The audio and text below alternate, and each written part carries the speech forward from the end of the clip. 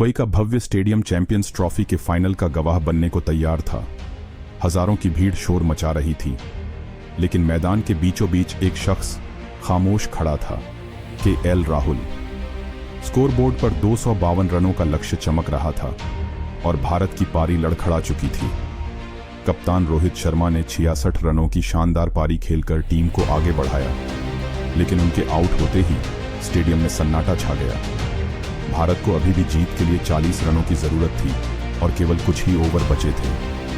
उधर dressing room में खिलाड़ियों की बेचैनी साफ झलक रही थी, लेकिन राहुल क्रीज पर खड़े थे, शांत, संयमित और आत्मविश्वास से भरपूर। यह वही राहुल थे जिनकी आलोचनाएं पिछले कुछ सालों में खूब हुई थी।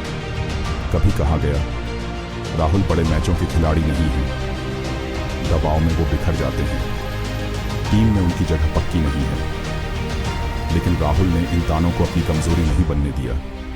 उन्होंने हर आलोचना को अपनी ताकत बना लिया। जब लोग उनकी क्षमताओं पर शक कर रहे थे, तब राहुल अपने आप पर भरोसा कर रहे थे।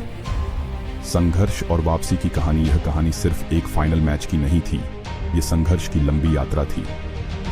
राहुल ने क्रिकेट के मैदान पर जितने चौके छक्के लगाए, उससे कहीं ज्यादा उन्होंने अपनी जिंदगी के उतार चढ़ाव देखे थे।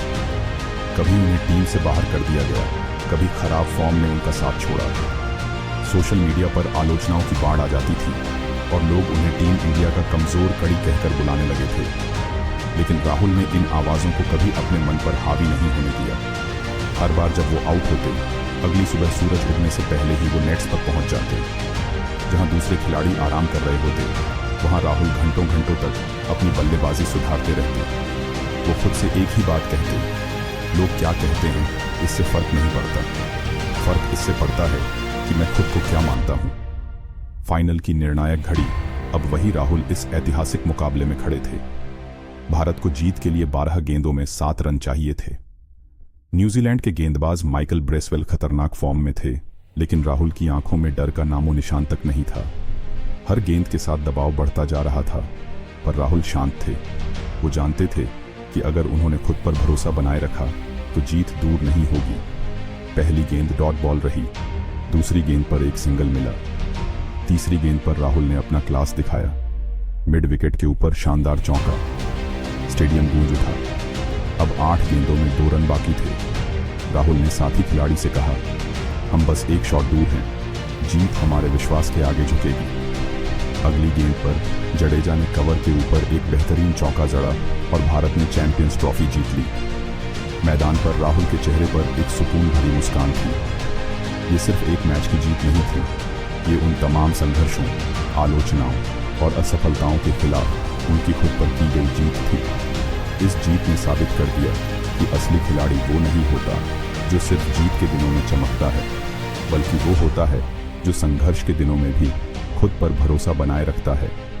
के राहुल की यह कहानी हमें सिखाती है कि लोग आपकी काबिलियत पर शक कर सकते हैं, लेकिन जब तक आप खुद पर विश्वास रखते हैं, तब तक कोई भी बाधा आपको नहीं रोक सकती। सफलता का रास्ता आसान नहीं होता, लेकिन हर असफलता एक सबक होती है। जीत उन्हीं की होती है जो आलोचनाओं की आवाज के बीच भी अपनी काबिलियत की गूंज सुन पाते हैं। अगर के राहुल ने अपनी मेहनत और आत्मविश्वास से भारत को चैंपियंस ट्रॉफी जिताई है, तो आप भी अपनी जिंदगी के फाइनल में जीत सकते हैं। बस जरूरत है खुद पर विश्वास बनाए रखने की। तो सोचिए, आपका फाइनल मैच कौन सा है और क्या आप खुद पर उतना ही भरोसा करते हैं जितना राहुल ने किया? क्योंकि असली ट्रॉफी खुद पर जीत की होती है।